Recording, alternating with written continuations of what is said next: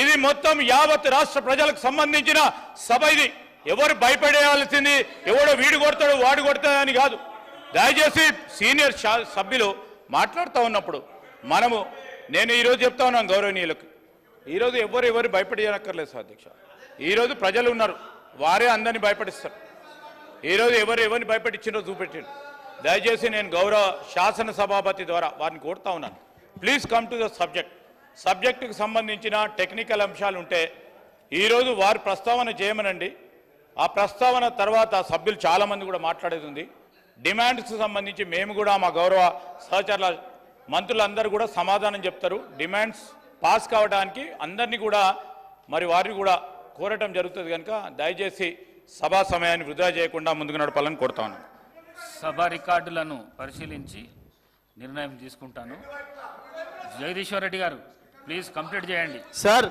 Debate కాకండి, debate చేయకండి sir. నేను డిబేట్ చేయడమే సార్, మీరే చేస్తున్నారు. డిబేట్ చేయడమే సార్, మీరే చేస్తున్నారు. చూస్తున్నారు ప్రజలు, మీరే చేస్తున్నారు. ఆయన ఎల్ఏ మినిస్టర్ గారు మాట్లాడుతూ అధ్యక్ష ఎల్ఏ మినిస్టర్ గారు మాట్లాడుతూ ఉపేక్షించం అనే మాట మాట్లాడిండు. ఉపేక్షించమని ఎవరిని భయపెట్టిస్తున్నట్టు? భయపెట్టడం కాకపోతే ఉపేక్షించమనే మాట ఏంటిది? ప్రజలు చూస్తున్నారు కదా అవతల. దయచేసి నా వాదన కూడా సమానంగా చూపించండి అధ్యక్ష. తమరికి నేను రిక్వెస్ట్, తమరికి నా అభ్యర్థన, మేము మాట్లాడినవి కూడా ప్రజలకు చూపించండి, వాళ్ళు మాట్లాడినవి కూడా చూపించండి. ప్రజలు చూస్తున్నారు. వీరు మాట్లాడిన దానికి, వెంకరెడ్డి గారు మాట్లాడిన దానికి అధ్యక్ష నా పైన ఒకటి కాదు 3 హత్య కేసులు పెట్టిండ్రు. ఒకటి కాదు 3 హత్య కేసులు పెట్టిండ్రు. వాళ్ళే అధ్యక్ష 3 పెట్టిండ్రు. ఇదే కాంగ్రెస్ పార్టీకి సంబంధించిన ఆనాటి శాసనసభ్యుడు మంత్రి. అయినా మూడిట్లో కోర్టు నిర్దోషిగా తేల్చింది. ఇది తప్ప ఆ తర్వాత తెలంగాణ ఉద్యమ సందర్భంగా వచ్చిన కేసులు తప్ప ఇంకా ఒక్క కేసు నా మీద ఉన్నా. ఆయన పెట్రోల్ బంక్ అన్నాడు, మిర్యాలగూడ అన్నాడు.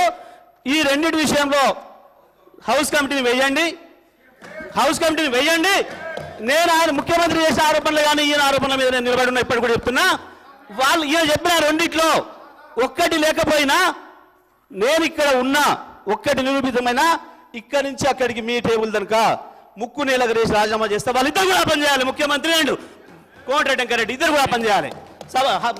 హౌస్ కమిటీ వేయండి, మొత్తాన్ని కలిసి తొలగించండి. నేను చెప్తాను దయచేసి, ఇది మంచి పద్ధతి కాదు. అధ్యక్ష నేను మాట్లాడిన మాటలో దయచేసి మీ వాళ్ళు ఎంతవరకు చూపించారో మాకు తెలియదు, మా అన్ని కట్ చేస్తున్నారు ఓకే. కానీ నేను చూపించింది కనుక బయట మొత్తం ప్రజలకు చూపిస్తే నేను మాట్లాడిన దాంట్లో ఒక అక్షరమే